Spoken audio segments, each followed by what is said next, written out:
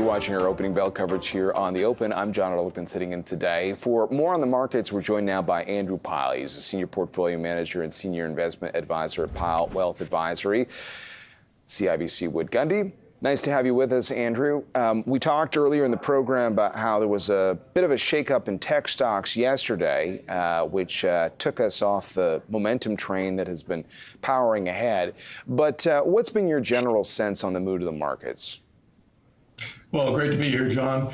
A lot of analysts are going to say this was a pause in a long-term trend higher as AI productivity uses begin to be factored in. We're hearing doubts, obviously, in the market, John. You've heard analysts come on, questioning whether the momentum in growth will continue for a lot of these large tech names. And I don't think we're out of the woods yet. I think this pullback is a fade that, again, keep in mind, this is August. Volumes are light. We're heading into September, October.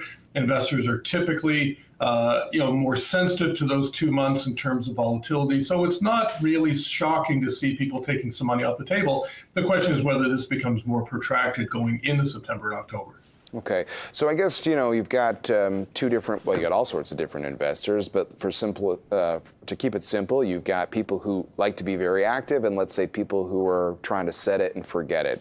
How would you advise both of those groups heading into the fall based on what you think might happen? Well, number one, John, I think if you look at volatility today, we're touching those lows that we saw earlier in the year, around 14.3 on the VIX. These are levels that I don't think are sustainable going to September, October. I do think you're going to see a move higher.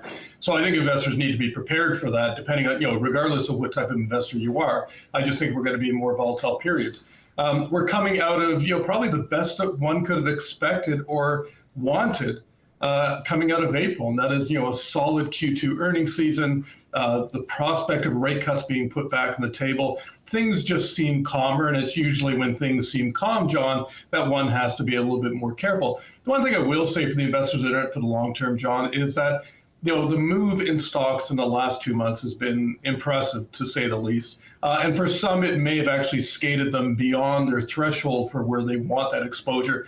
So now would be a perfect time to have a look at the portfolio and just see where those exposures are and if they have to be trimmed back. Okay, so what would be sort of some examples of how you might retool based on the movements of stocks over the last couple of months? Well, I think take a look at the stocks that have really stretched in terms of valuations, and we're seeing that right now with respect to tech. I think, again, it's not shocking to see large cap tech coming off at this point, and I do think that could continue. But we've seen a lot of segments of the market that have not performed as well. Case in point, energy. Oil prices came down during the summer. That weighed on the energy patch. We've seen a lot of the bigger names typically not do as well. We're now seeing crude oil stabilize, John. So we think that you could see some opportunities to rotate out of large cap tech into some of those weaker performing names, i.e. in the energy space. And also with respect to consumer staples, we've seen some impressive pullbacks in the Canadian staples sector, which again, I think provides some opportunities to your point, retool going into September and October. Yeah, looking just at the year-to-date performance, you've got staples as a group. They're positive, but they're tracking below the TSX gains for the year overall, and energy even further behind on staples. Catalysts, we like to sort of find these big things to chew on as possible shifts in tone in the market, all that kind of stuff. Now we're kind of moving into this dead air outside of earnings season. People will look to Powell's comments at the end of the week. So let's talk about that. Let's talk about interest rates, central bank language, and how that dictates or impacts the terms of stock market activity over the next couple of months. You've got a background in the world of economics. If Powell indicates there's room for a rate cut, and then ultimately the Fed does cut rates in September, but still has some sort of language that sort of protects them about indicating that, they're going all the way down that road. What do you think the market reaction is to something like that? Well, I think the market realizes this is probably Powell's last Jackson Hole speech. Some are suggesting that maybe he's going to come out with a punchy attitude. I don't think so. I think Powell's going to keep it close to his chest. I don't think, John, we're going to see much different than what came out of the July FOMC, and that is, they're keeping the window open to possible rate cuts if the data warrants it. Keep in mind, we have another payrolls report before we get to the next FOMC meeting. If it's as weak as what we just saw in the last report, I think most people would agree, John, that we're going to see a rate cut of 25 basis points, and we'll probably get another rate cut before the end of the year, so we get 0.5%. I would match that to the Bank of Canada, John. I think if that were the case, we're going to see 0.5% off the Bank of Canada rate. But here's the thing for the markets. I think that's already priced in. So I don't know where we get that additional juice on the interest rate side unless we see, again, another collapse in the employment numbers, or Powell really does a 180 and starts to pivot dovishly, which, as you know, the markets will just take and run with it this Friday, and that'll solve a lot of the problems in the tech sector that we've seen in the early part of the week. So just to reiterate, you're saying that because everybody keeps talking about rate cuts, some of that is already baked into the market thinking right now, in your opinion? I think so, John. I mean, we're still about 80% price for a quarter point move in September. That needle really hasn't moved a lot in the last 5 days. And, again, I think we'd have to see something surprising coming out of Powell, and that's not Powell's style. So, I know people want to see something really tremendous at the end of this week for excitement purposes, but I honestly don't think we're going to get it. I think the story is going to stay the same because, again, we're dealing with the fact that last week's PPI data was not great.